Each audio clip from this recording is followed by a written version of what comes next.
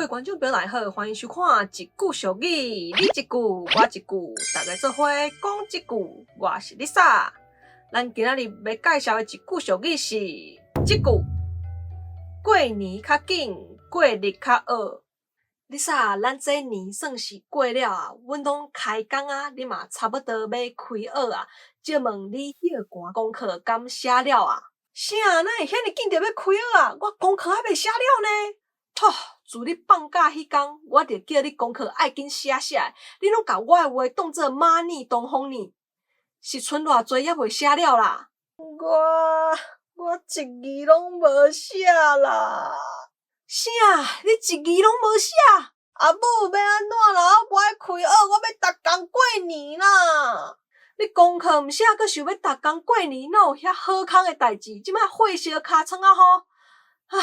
煞去啊！我无想要阁甲你念啊！人讲过年较紧，过日较学。即摆咱年已经过啊，你着爱面对现实，赶紧去甲功课写写诶。好啦，毋过阿母，你敢会当来甲我斗写？过年较紧，过日较学。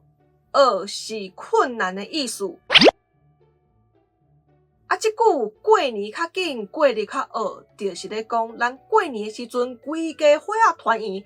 大人免上班，囡仔嘛免上课，大家欢欢喜喜伫厝里过年。毋过欢喜快乐的时间总是过了特别紧。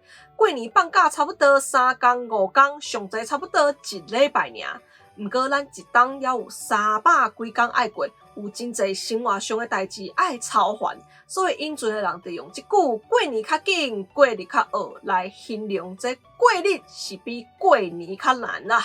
好，安尼大家应该拢有了解过年较紧，过日较学是啥物意思啊？吼，咱最后用一句话来甲即句俗语讲出来。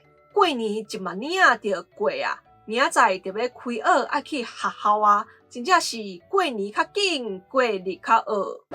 今日即句过年较紧，过日较学，介绍互大家知。虽然过日较学，毋过嘛是希望大家拢会当拍拼过日咯。我是 Lisa， 今日影片就到这，若是介我影片的话，咱就我起赞该分享出去，也别点完观众朋友啊，也是只点完那个好宣传，安尼看到书上下面通知哦。另外 ，Lisa 嘛有 Facebook 跟 Instagram 嘛，欢迎大家帮我去加赞的哦。